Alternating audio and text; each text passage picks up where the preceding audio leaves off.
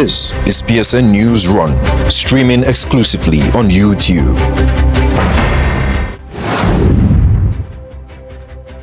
Our top stories. Senator Natasha Akpoti-Uduaghan sings victory songs as Federal High Court orders her immediate restatement. And hope for farm workers in the United States as Trump considers allowing migrant laborers partial stay. Stay with us for details of these stories and more.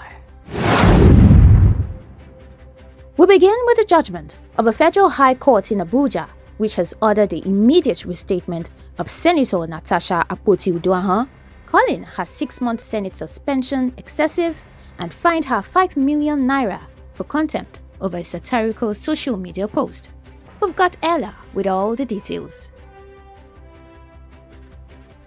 Senator Natasha Akpoti-Uduaghan of Kogi Central has won a major legal battle. A federal high court in Abuja has ordered her immediate reinstatement, declaring her 6-month suspension from the Senate excessive and unconstitutional. Justice Binta Nyako ruled that the Senate's action effectively denied the people of Kogi Central their right to representation, as lawmakers are constitutionally required to sit for a minimum of 181 days each year. While the court affirmed her recall, it also fined Akpoti 5 million naira for contempt over a satirical Facebook post made during the suspension. She's now required to issue a formal apology in 2 national dailies and on social media within 7 days. The court also clarified that Senate President Godswill Akpabio acted within his rights by preventing her from speaking during the plenary, since she wasn't in her designated seat. Akpoti's suspension followed tensions at the chamber and accusations of misconduct, but critics labelled it politically motivated, especially after she accused Akpabio of sexual harassment. The ruling is not just a personal victory, but also a warning against legislative overreach that undermines democratic representation. Ella Okechukwu, PS News. History in the making for Ogoniland as HYPREP teams up with the World Health Organization to launch a groundbreaking health study aimed at uncovering the long-term effects of oil pollution on residents. Here's Jocelyn with the full details. The Hydrocarbon Pollution Remediation Project, HYPREP, has launched a major public health study in Ogoniland, partnering with the World Health Organization's International Agency for Research on Cancer, IARC, to conduct a human biomonitoring study. The study aims to examine the link between hydrocarbon pollution and disease patterns in the region, in line with recommendations from the United Nations Environment Programme's report on Ogoniland. Speaking at the inception meeting in Port Harcourt, HYPREP project coordinator Professor Neni Barani Zabi said the launch of the Ogoni Public Health Study marks a key milestone in the concurrent implementation of UNEP's core recommendations. Most importantly, community involvement is the cornerstone of our work here in HYPREP. Therefore, we expect that community leaders, civil society groups, and health institutions will be brought into this process from the onset to ensure trust, ownership, and relevance are sustained. He emphasized that the health impacts of hydrocarbon pollution remain a central concern for Ogoni communities, adding that the long-term medical study recommended by UNEP highlights the urgent need for data-driven interventions. Professor Zabi said the choice of IARC and WHO was deliberate, given the agency's global reputation and scientific credibility, which will ensure that the study's findings are both actionable and internationally recognized. He noted that the study will drive policy decisions, guide public health planning, and support long-term monitoring of Ogoni's well-being. Dr. Joachim Scholz, leading the IARC/WHO team, assured that the agency would deliver a world-class study while supporting the training and development of Nigerian scientists in epidemiology and related fields. We know that there's a lot of environmental contaminants that have extremely high levels. And of course, when these chemicals and substances are in the environment, there's a very high chance that people take it up through the inhalation, through the ingestion. That can be drinking water, that can be your vegetables that you're growing in this area, and that they are accumulating in your body. Other members of the IARC team, Dr. Anne Olsen and Mike Cohen, echoed their commitment to executing the landmark project in Ogoniland. So we will spend a few days here to meet the people, but we will also visit the fields to see what the facilities are to store the samples and to transport the samples. And we hope to find solutions to all the technical challenges that arise in such a project. The study will span 3 years and will complement HYPREP's older public health efforts, including the construction of the 100-bed Ogoni Specialist Hospital, the 40-bed Buan Cottage Hospital, upgrades to health centers in Bori, Terabo, Bite, and Nchia, as well as ongoing medical outreach programs. Reporting for PS News, Joycelyn Ella Keche Ada.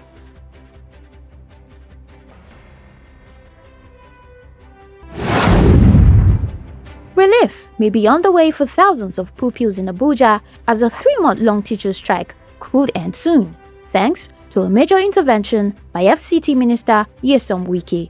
Ella is here to tell us more. The Nigerian Union of Teachers (NUT) in the FCT is set to call off its 3-month strike following the intervention of Minister Nyesom Wike. The strike, which began in March, grounded primary education across the capital and was driven by unpaid wages, allowances, and unresolved entitlements. Wike convened a high-level meeting in Abuja with area council chairmen, NUT executives, National Assembly representatives, and student leaders to resolve the deadlock. After hours of deliberation, the FCT administration agreed to withhold 6 months of the area council's 10% internally generated revenue to settle 70% of teachers' outstanding minimum wage. While not a complete payout, stakeholders say it marks a major step toward resolving the crisis.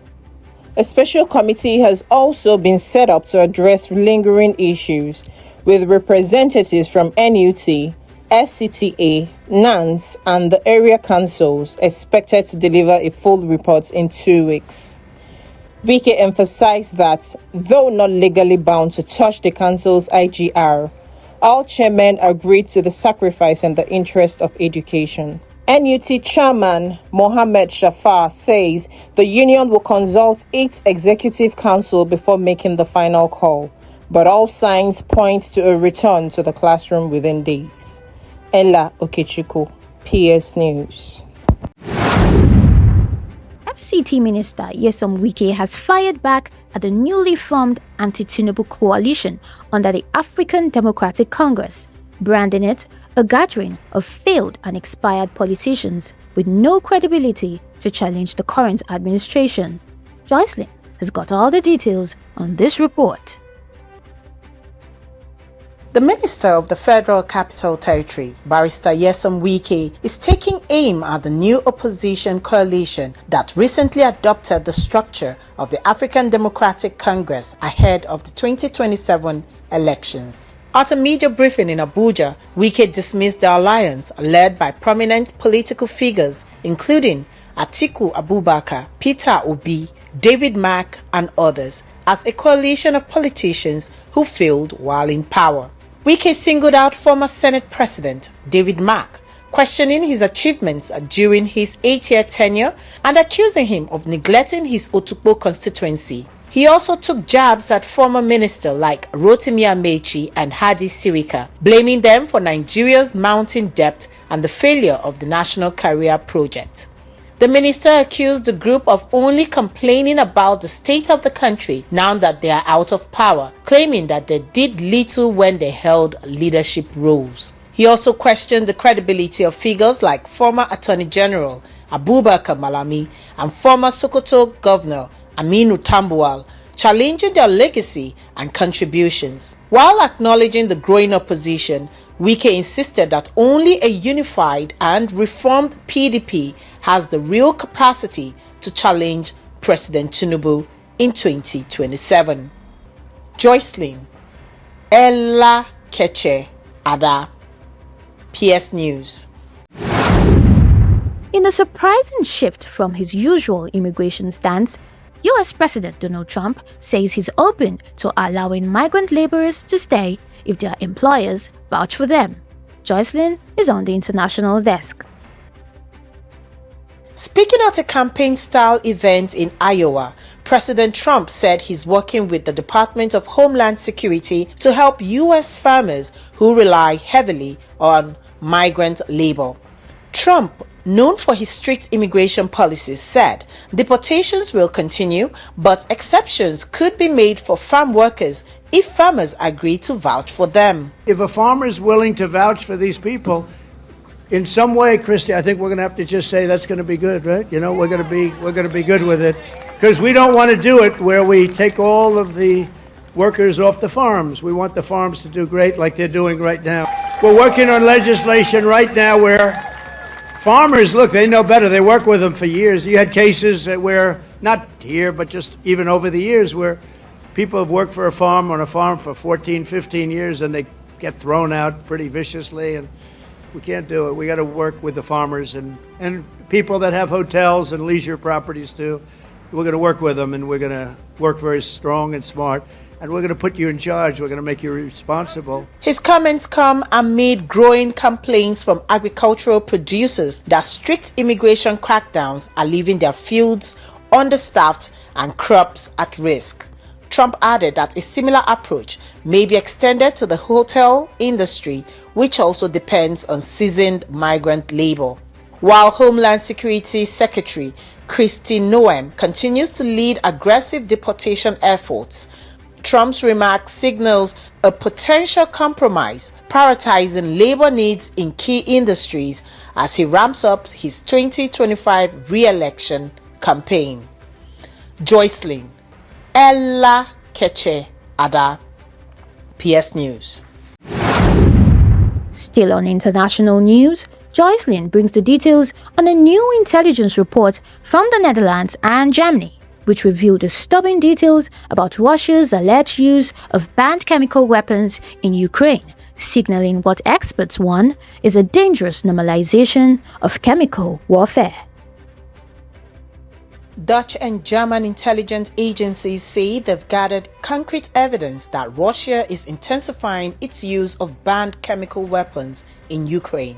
Among the tactics cited is the use of drones to drop choking agents such as chloropicrin into trenches, forcing soldiers out before they are targeted by gunfire. Dutch Defense Minister Ruben Brekelmans described it as part of a widespread, standardized trend calling for stronger sanctions and the exclusion of Russia from international bodies like the OPCW. Germany's Foreign Intelligence Agency, the BND, confirmed the findings, which were also backed by the Dutch Military Intelligence Agency. They say Russia isn't just improvising, but running a large-scale program involving research, scientist recruitment, and military training in chemical warfare. Ukraine claims over 9,000 chemical attacks with at least 3 deaths and thousands more injured. Russia denies these allegations and instead accuses Ukraine of similar actions claims Ukraine has rejected. Despite the mounting evidence, the OPCW says neither side has formally requested a full investigation. Dutch officials warn that if Russia's actions go unchecked, chemical warfare could become an accepted part of future conflicts. Joycelyn Ella Keche Ada, PS News. And now, on sport, Nigerians' football scene is in mourning and protest, While tributes pouring for late Super Eagles legend Peter Rufai, Super Falcons captain Rashidat Ajibade is calling out CAF over poor player treatment ahead of WAFCON. Let's hear some out.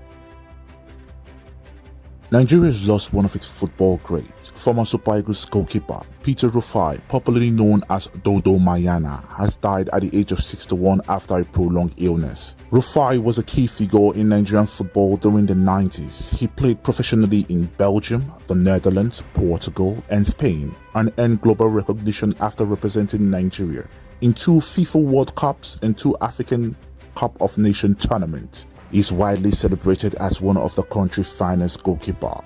Meanwhile, ahead of the Women African Cup of Nations in Morocco, Super Falcons captain Rashidat Ajibade has criticized the Confederation of African Football over what she describes as substandard accommodation.